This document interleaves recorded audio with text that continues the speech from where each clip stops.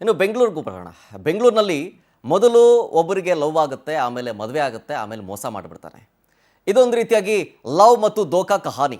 ರಾಜಧಾನಿ ಬೆಂಗಳೂರಿನಲ್ಲಾಗಿರುವಂಥ ಈ ಒಂದು ಮೋಸದ ಘಟನೆ.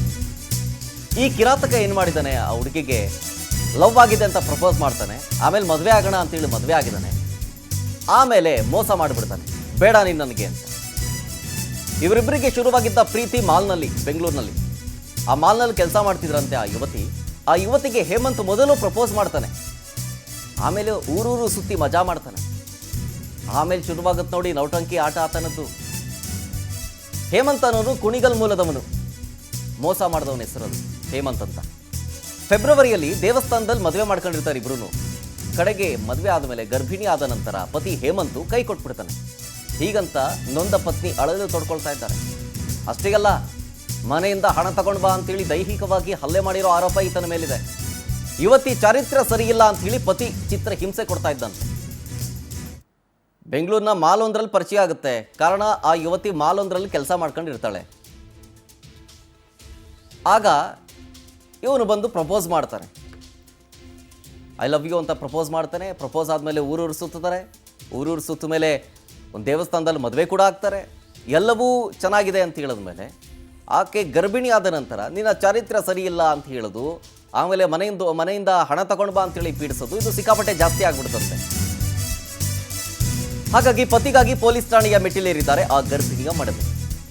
ಮೊದಲಿಗೆ ನೀನೇ ನನ್ನ ಜೀವ, ನೀನೇ ಬೇಕು ಅಂತೇಳಿ ಮದುವೆ ಆದ ಅವನೇನೆ ಪೀಡಿಸಿ. ನನ್ನ ಜೀವ ಅಂತಿದ್ದವನು ಈಗ ನನ್ನ ಜೀವ ತಿಂತಾ ಇದ್ದಾನೆ. ಅಮ್ಮನ ಜೊತೆ ಸೇರ್ಕೊಂಡು ಮನೆಗೆ ಬರಬೇಡ ಅಂತಿದ್ದಾನೀಗ. ಖಾಸಗಿ ವಿಡಿಯೋ ಮಾಡಿ ಇಟ್ಕೊಂಡು ಚಿತ್ರ ಹಿಂಸೆ ಕೊಡ್ತಾ ಇದ್ದಾನೆ ನನಗೆ ಅಂತ ನೊಂದ ಪತ್ನಿ ಪೊಲೀಸರ ಮೊರೆ ಹೋಗಿರೋದು.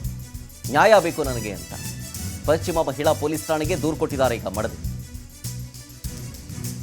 ಗಂಡನ ಜೊತೆ ಬಾಳೋದಕ್ಕೆ ಬಿಡಿ ಅಂತೇಳಿ ಯುವತಿ ಮನವಿ ಮಾಡ್ಕೊಳ್ತಾ ಇದ್ದಾರೆ.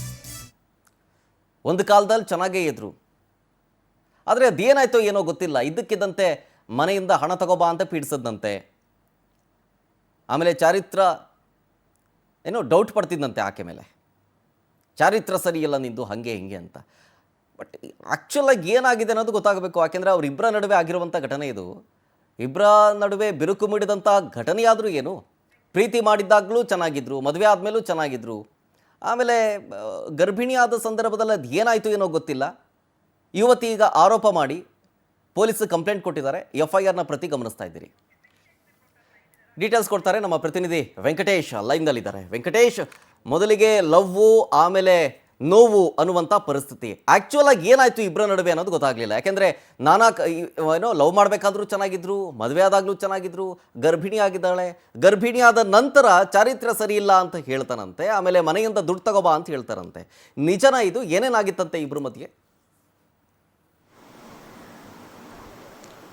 ಶರತ್, ಈಗ ಪಶ್ಚಿಮ ವಿಭಾಗದ ಒಂದು ಮಹಿಳಾ ಪೊಲೀಸ್ ಠಾಣೆಗೆ ಒಂದು ದೂರನ್ನು ಕೊಟ್ಟಿರುವಂತಹ ಯುವತಿ ಮೂಲತಃ ಕೋಲಾರ ಜಿಲ್ಲೆಯವರಾಗಿರುವಂತದ್ದು. ಇನ್ನು ಈ ಹೇಮಂತ್ ಎನ್ನುವಂತನು ಕುಣಿಗಲ್ನ ತಾಲೂಕಿನವನು. ಈ ಇಬ್ಬರ ನಡುವೆ ಕೂಡ ಸಾಕಷ್ಟು ದಿನಗಳಿಂದ ಪರಿಚಯವಾಗಿತ್ತಂತೆ. ಮಾಲ್ನಲ್ಲಿ ಕೆಲಸ ಮಾಡುವಂತಹ ಸಂದರ್ಭದಲ್ಲಿ ಈತ ಕೂಡ ಖಾಸಗಿ ಕಂಪನಿಯಲ್ಲಿ ಕೆಲಸ ಮಾಡುವಂತಹ ವೇಳೆಯಲ್ಲಿ ಮಾಲ್ಗೆ ಬಂದಾಗ ಇಬ್ಬರು ಕೂಡ ಪರಿಚಯ ಆಗಿದ್ದಾರೆ.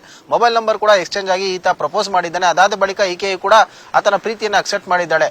ಕೆಲವು ತಿಂಗಳ ಕಾಲ ಹೊರಗಡೆ ಕೂಡ ಸುತ್ತಾಡಿದ್ದಾರೆ. ಎಲ್ಲ ಜೊತೆಯಲ್ಲಿ ಓಡಾಡಿರುವಂತದ್ದು ಫೋಟೋಗಳನ್ನ ಕೂಡ ತೆಗೆಸಿಕೊಂಡಿದ್ದಾರೆ. ಆಗ ಮದುವೆ ಆಗ್ತೀನಿ ಅಂತ ಹೇಳಿ ಆತ ಆಕೆಯನ್ನ ಕರ್ಕೊಂಡು ಹೋಗಿ ಒಂದು ದೇವಸ್ಥಾನದ ಬಳಿ ಹಾರವನ್ನು ಬದಲಾಯಿಸಿಕೊಂಡು ತಾಳಿಯನ್ನ ಕಟ್ಟಿದ್ದಾನೆ ಆತನ ಸ್ನೇಹಿತರ ಸಮ್ಮುಖದಲ್ಲಿ ಅಂತ ಹೇಳಿ ಆಕೆ ಆರೋಪವನ್ನು ಮಾಡ್ತಾ ಇದ್ದಾರೆ. ಅದಾದ ಬಳಿಕ ಈಗ 3 ತಿಂಗಳ ಕಾಲ ಆತನ ಸ್ನೇಹಿತನ ಮನೆಯಲ್ಲಿ ಕೂಡ ಇದ್ರಿ. ಮನೆಯಲ್ಲಿ ವಿಚಾರವನ್ನು ತಿಳಿಸಿದ ನಂತರ ಮನೆಗೆ ಕರ್ಕೊಂಡು ಹೋಗಿ ನಿನ್ ಜೊತೆ ಸಂಸಾರವನ್ನು ಮಾಡ್ತೀನಿ ಅಂತ ಹೇಳಿದ್ದ.